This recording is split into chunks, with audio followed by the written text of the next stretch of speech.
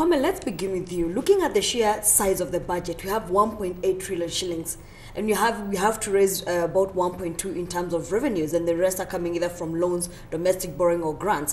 What are your thoughts when you look at the sheer size of that budget?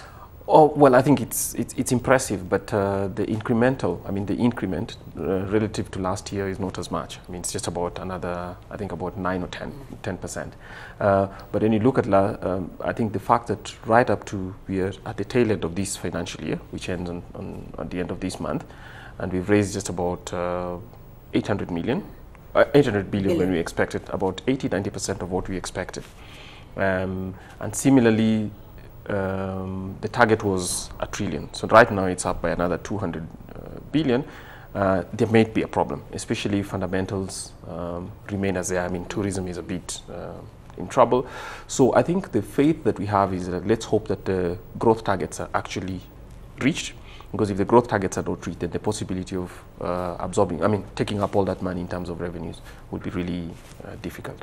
Now, Kwame has just mentioned that tourism is one of those sectors that has been really hurt. And of course, we've seen insecurity in the better half of this year because of terror-linked attacks, and that has actually caused mayhem. It's insecurity. And also tourism has been badly affected. For you, looking at it from the allocation that we've seen from this budget, are you happy? Am I happy? I'm happy, yes, for the fact that the 2.5 billion for the local market, for domestic tourism, excellent. That is really, really good. But that needs to be uptaken by the tourists in the country. We need to start traveling. We need to start changing our ways of enjoying life, going to visit different places. Mombasa is one place. There are many other beautiful parts in the country. And I think it's up to us now to educate our people of how to travel. On the flip side of that, tourism is a foreign exchange earner. We need money put into that area. We need to go back out there and market the country and bring in tourists from outside. Over and over again, we tend to go back to the budget asking for money.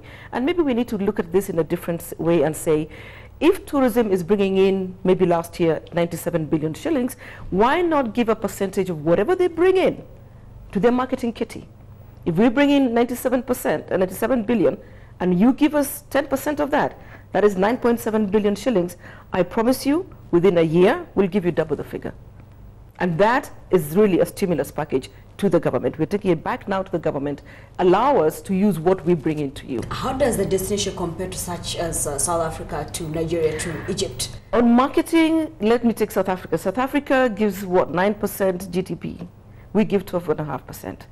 How much do we get for marketing? Less than 1 billion. How much does South Africa pick up? About 13 billion. There's an equation here, Kwame, that doesn't seem to be coming in, and we need to figure out how to do it, because we bring in so much to the country, but we're not getting back enough for us to ripple effect it upwards instead of always downwards. Yeah. Now let's talk about some of those tax incentives that were mentioned yesterday in the budget, and the key question is how it will be implemented, whereby employers get to take their employees on holiday and they get a tax rebate. How exactly does that work? What are the gray areas that we're looking at?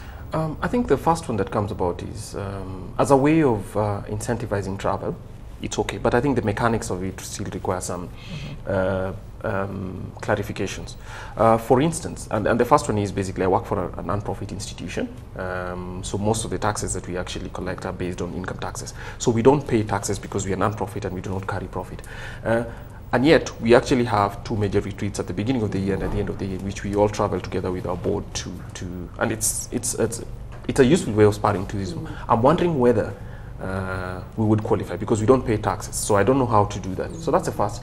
The second is the minister did not mention, or the cabinet secretary did not mention anything about an employee's benefit tax, because basically our tax laws require that when an employee benefits from an employer's buying a service or a good for him, they pay a tax on that benefit. So this too was not clarified. So I think many accountants today are still wondering whether, if that was to happen today, if we are taking our employees on holiday, or if we give them the authority to do that, what do we do at the end of the month, or when taxes Lucy, are there plans to engage with the National Treasury to try to, and also the Kenya Revenue Authority, to tighten some of these loopholes? Yes, definitely. We have under the private sector, Kenya Tourism Federation, a 4-man team that will engage with Kenya Revenue Authority and Treasury to see how is this rollout going to be done. How wide can we extend the stimulus package, can we include retreats for organizations like what they're doing? Can we include team building activities, which will make much more sense for the hotels, especially in Mombasa? But yes, there's gray areas, but it's a good stimulus package. It is something that should be adopted, and we will, hopefully before the end of the month, have tightened out and figured out how is it going to be rolled out. So it's beneficial to government and also to the employees. All right. Now let's look at the macro environment in which you're operating. Now the Cabinet Secretary did mention that they don't want to crowd out the private sector in terms of borrowing, and that's why they're also relying on loans from such as their sovereign bond. But now looking at it from the perspective of interest rates, is there anything that was touched on in this budget that is helping to reduce that? Because at the end of the day, me and you and Lucy, can we be able to get loans at cheaper rates? Can we be, as private sector, because that's where the two of you are operating, has it become easier, the cost of doing business? No, I mean, I think, okay, to start with, yes, the main argument in Kenya has been that by government borrowing, the public sector borrowing from the market crowds out the private sector. And I think that's true. I mean, there's evidence of that. But at the same time, there's been the thinking that there's still scope for borrowing because we have our debt position is actually very well managed in comparative terms, and therefore there's scope. So at 54% of GDP. Yes, that's okay. I mean, that's a good one, and especially when you have growth at 4-5%, that makes it sensible. I think the big idea was basically to try and use the Eurobond, which of course is coming out as one way of actually not burdening domestic borrowing sources, and therefore so if that happens, there may be some little relief based on account of that. But still, I think the amount of borrowing is still close to 200 billion, which is enormous, to be honest, and that obviously has some effect. I don't see interest rates coming down immediately or coming down in the medium term for many reasons, some of them completely related to other operations in the economy. For instance, I think if the rains were late this year, so if food goes up, obviously inflation may kick in as well. Now let me carpet you a little bit, Lucy, with regards to the Eurobond, because we have the roadshows going on. A week ago we were in North America, South America, and now I understand from today I think they should be in Europe. Is the Tourism Federation, is the Kenya Tourism Federation involved with the roadshow? Because that is still marketing Kenya. Unfortunately not. And I really and truly wish we were. And this is an area that we need to put a little bit more focus on, where private sector and government is doing more in tandem. It always tends to look like if it's an economic package that is going on finance, then it's not tourism, but it is tourism. You're marketing because Kenya. We're marketing Kenya. Yes. And along that side trip, while they're sorting out their financial issues, we can actually be showcasing Kenya on the other side. So for me, it is very important that we get ourselves totally linked with all the ministries, because all the ministries have a sector of them that travels. There's a sector of them that interacts with the international market. And if we attach ourselves to that, for whatever reason, 1-2 people going in, we will showcase Kenya. All right, let's look at the trickle-down effect as we wrap up. What do you think is the greatest trickle-down effect of this budget?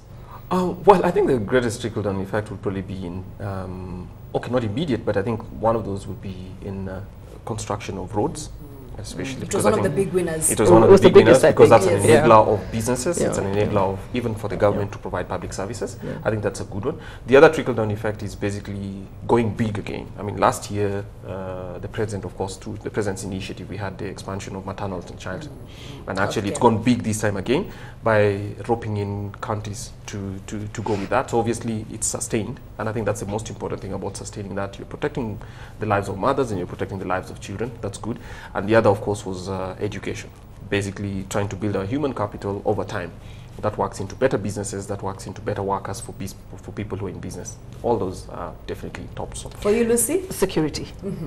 Of course, security for you is very big. And it is really, really big, and I'm so happy that they've been allocated a sizable budget so that they can be able to eventually lock this whole thing down, so that investment, tourism, everything hinges on a secure country. And we are going to work very closely with the Cabinet Secretary, Internal Security, because even from there, we also get our security and tourism, the Tourist Police Unit. Now, if we pull that and it be seen to be taking care of the tourists, then again, we've done another one win-win situation. So I'm happy about the security part being sorted out. Anything else, probably as a Kenyan, as a citizen, that for you were happy with? I'm happy that really most people were thinking that they would have a budget that would be hitting down on the medium person, but it's not a bad budget. It is only because now it's been seen in the bold figures that come out in the press.